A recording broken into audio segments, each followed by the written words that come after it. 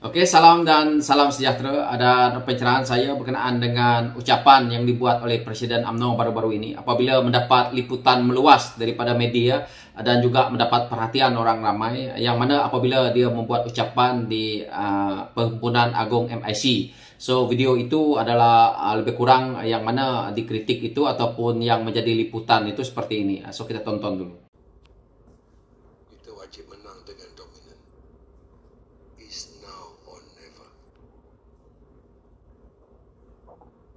Pilihan raya kali ini is mother of all general election. Kalau kita kecundang, nasib kita lebih buruk daripada PRU ke-14. Bukan saya sahaja kena charge. Tomat? Tomat? You are in the waiting list. Tan Sri Vicky, don't laugh. You are also included. What more Dato' Sri Saravanan? Kasya, they will forget you. You'll be charged as well. Isham, you don't smile. Bagi mengelakkan ini, kita wajib menang dengan dominan di dalam pilihan raya umum ke-15 ini, saudara-saudari. Tuan-tuan dan perempuan tidak merasa duduk dalam kandang orang kena tuduh. Hina, malu, tinggal suara dalam. Berat mata memandang, berat lagi bahu yang memikul. We were judged by the court of public opinion. Public opinion court telah meletakkan hukuman pada saya, seolah-olah saya telah didapati bersalah. God is great.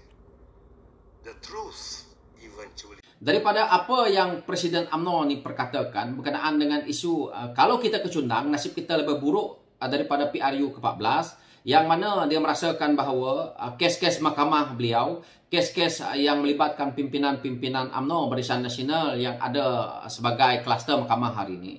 Maka apakah seorang Presiden UMNO ni memikirkan bahawa undang-undang negara ni ataupun hakim-hakim negara ini tidak menjalankan kerja dengan baik? Kalau kita lihat daripada apa yang dia cakap ini, bermaksud dia tidak yakin, dia tidak percaya dengan apa yang ada, peraturan, undang-undang, hakim-hakim kita, badan penguat kuasa kita yang ada di negara ini. Kerana dia sambil ketawa lagi, sambil dia bergurau berkenaan dengan isu ini, sedangkan dia adalah Presiden Parti. Adakah dia merasakan bahawa pendakwaan terhadap beliau itu terpilih? Pendakwaan kepada pemimpin-pemimpin UMNO, pemimpin-pemimpin Barisan Nasional ini terpilih?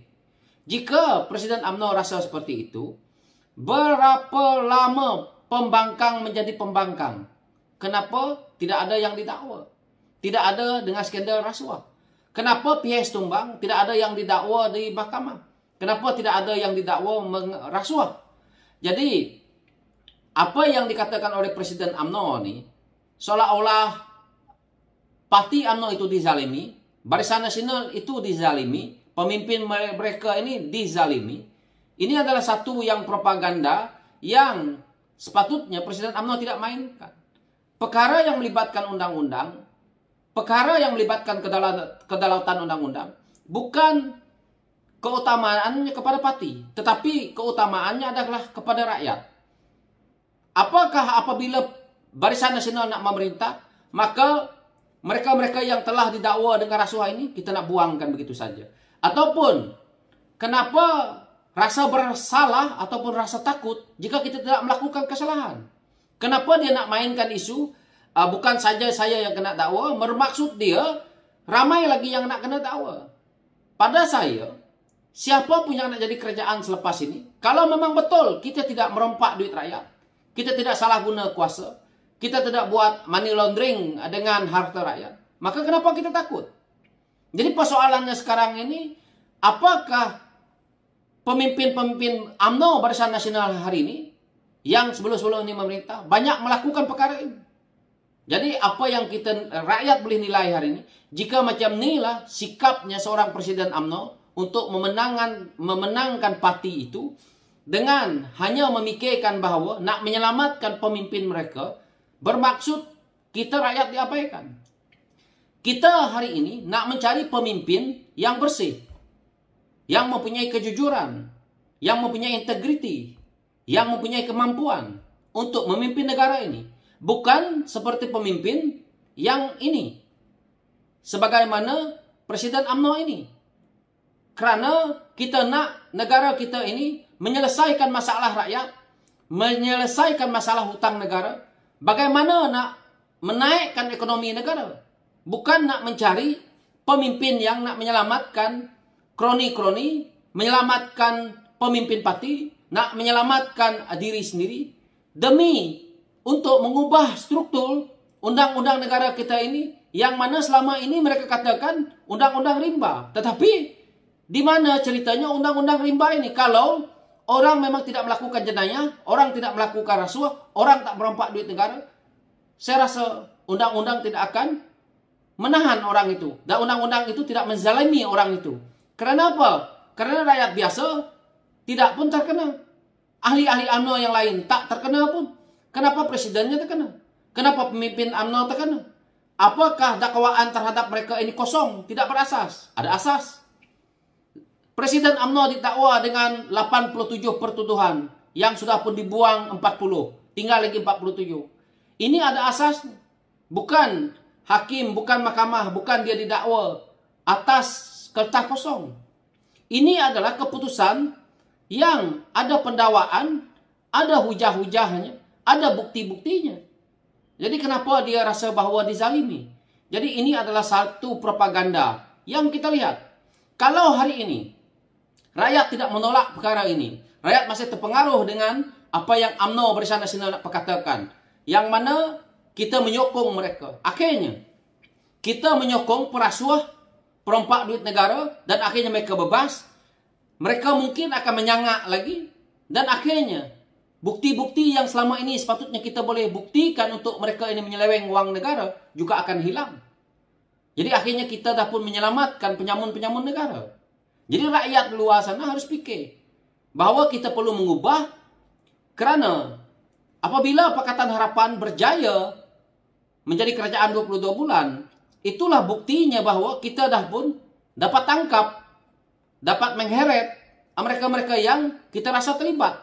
Kalau rasa tak terlibat, kenapa takut? Jawablah di mahkamah. Itulah badan yang terakhir untuk menilai kita sebagai pemimpin.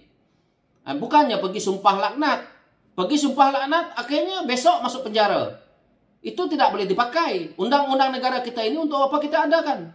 Pelembagaan negara kita ini untuk apa kita adakan? Jadi parlimen kita juga untuk menggubal undang-undang kita untuk apa kita adakan? Kalau kita tidak mempercayai, apakah negara ini tanpa UMNO tak boleh maju? Tanpa parti-parti politik tak boleh maju? Maju juga. Tetapi kita memerlukan pemimpin yang ada integriti. Apa yang berlaku sekarang ini? Kerana kita ada pimpinan politik yang memenangi pilihan raya, majoriti kumpulan parti mereka menang untuk membentuk kerajaan.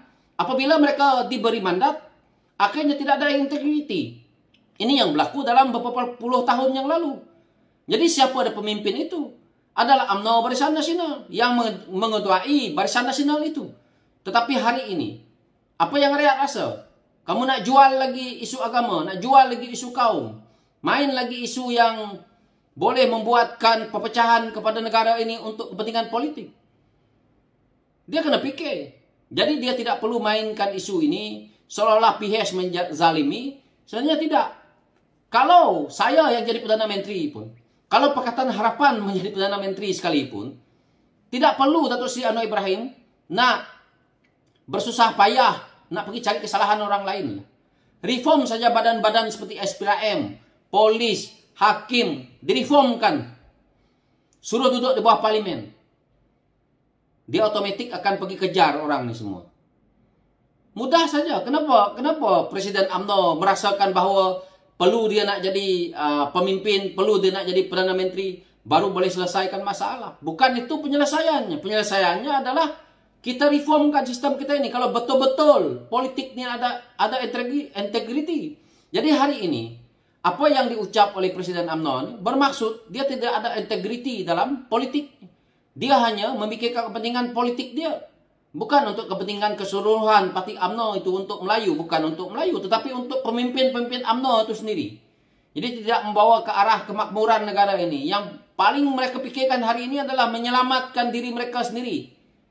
Bukannya menyelamatkan rakyat. Jadi ini matlamat mereka. So, apa yang saya boleh lihat dan apa yang saya boleh huraikan itulah dia. Sekian, terima kasih. Dan sekian pencerahan saya. Thank you.